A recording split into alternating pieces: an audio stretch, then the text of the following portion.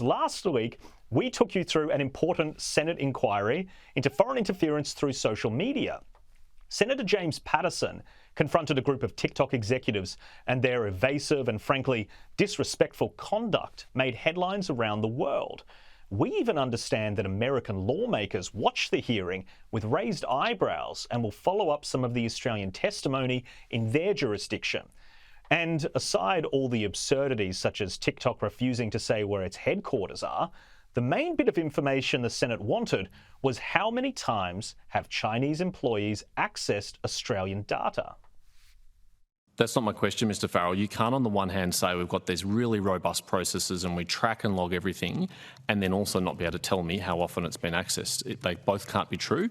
Either you can't tell me because you don't know, or you do know and you're refusing to tell me. How often has Australian user data been accessed by mainland China employees?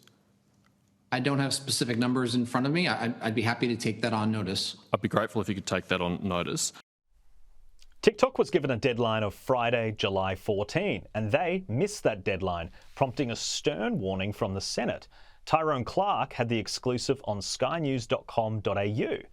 TikTok faces harsh penalties if it continues to delay providing key documents to Senate foreign interference inquiry.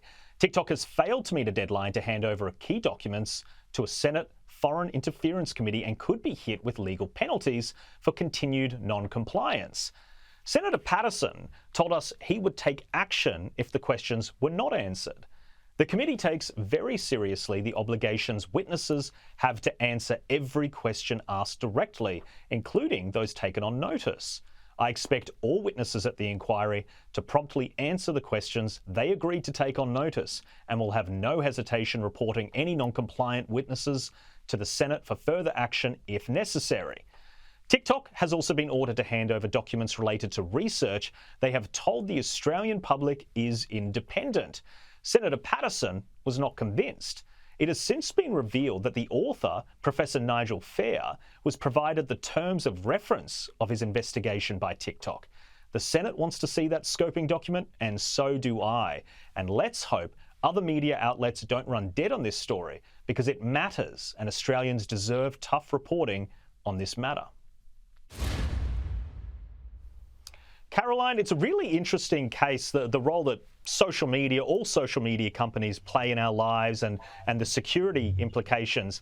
But for the TikTok executives that we discussed last week on the show to be so evasive and to disregard a deadline from the Senate, to me, that raises a lot of questions. It absolutely does. And I don't quite know what they expect, that the Senate's just going to go, oh, well, look, don't worry about it. If it's not convenient, don't give us the information. I don't understand how they think that it's going to end well. And the fact of the matter is, it won't be let go. I know James Paterson won't be letting it go. I mean, this here is his pet project, if I may say. So expect to see more of it in the media, and it won't be improving the optics of TikTok in Australia. And depending on how evasive they end up being, may impact the future role of that app in this country. We know it's already banned on government phones and public servant phones. So if they want to keep playing chicken, go for it. Yeah. Tim Blair, what do you think about this? Maybe TikTok would be more forthcoming with responses if we invited them to lip sync them, because that seems to be their business model. As well, isn't it weird the split, the difference between TikTok, the content, and TikTok, the suits?